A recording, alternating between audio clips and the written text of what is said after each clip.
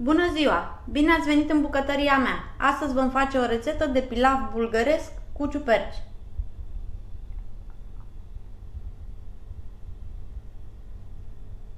Avem nevoie de 1 kg de ciuperci șampinion brune pe care le-am tocat în felii subțiri,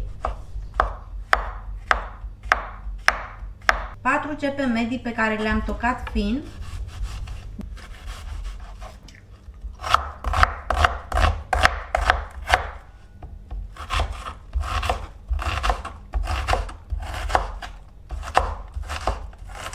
2 ardei capia roșii tăiați în cubulețe,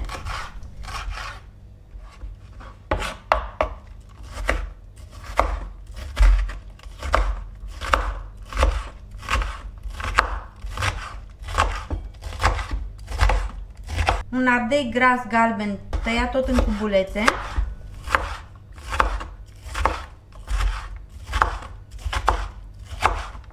...250 de grame de orez pe care l-am spălat, 1 litru de apă, o conservă de 400 de grame de roșii tocate, 5 linguri cu ulei, sare și piper.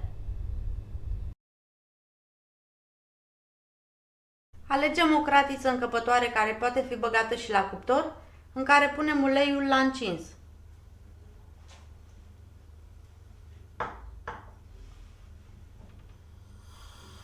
Când s-a încins, adăugăm ceapa.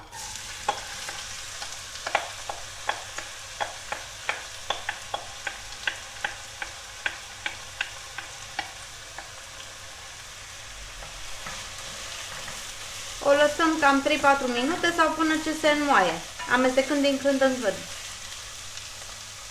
Tot acum adăugăm și o linguriță cu sare.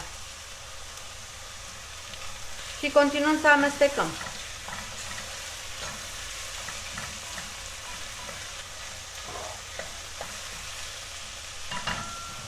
Când ceapa s-a înmuiat, adăugăm ardeiul.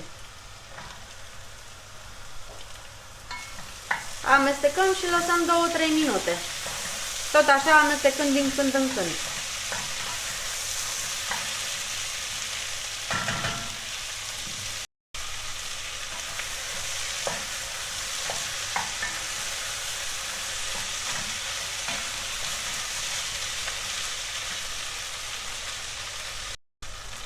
După aceea punem ciupercile.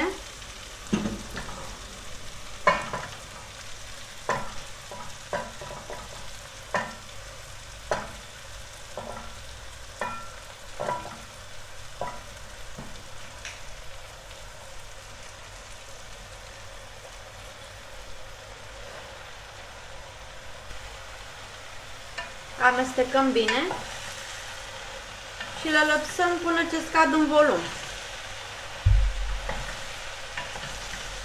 Cam 10-15 minute.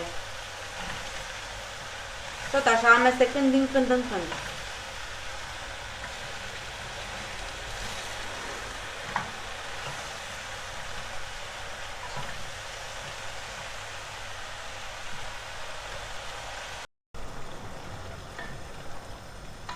Le lăsăm la gătit până ce se evaporă zeama pe care au lăsat-o.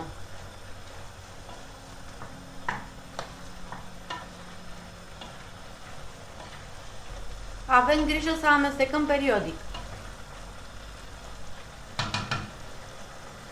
Ciupercile sunt aproape gătite. Acum punem roșiile cu but și piper proaspăt măcinat.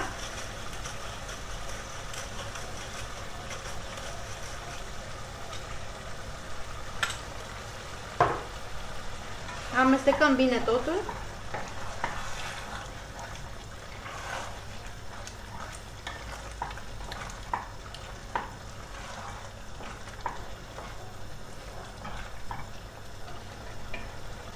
Adăugăm și orezul. Amestecăm.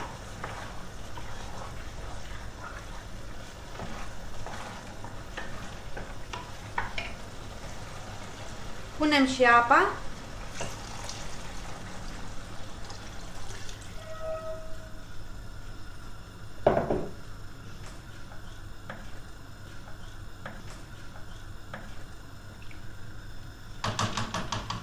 Tot acum potrivim gustul de sare.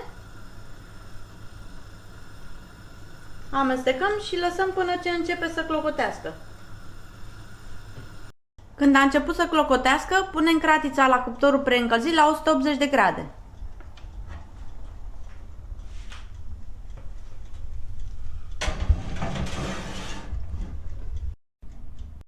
După 40 de minute orezul este gata, așa că îl vom scoate de la cuptor.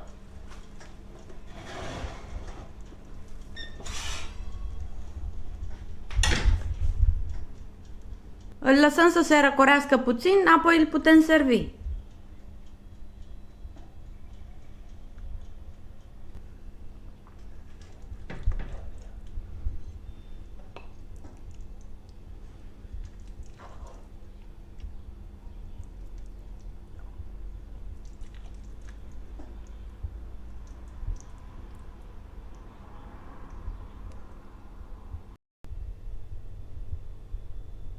Dacă v-a plăcut această experiență culinară, vă invit să vă abonați la canalul meu.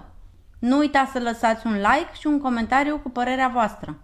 Abonarea și aprecierea sunt mici gesturi care mă ajută enorm să dezvolt acest canal.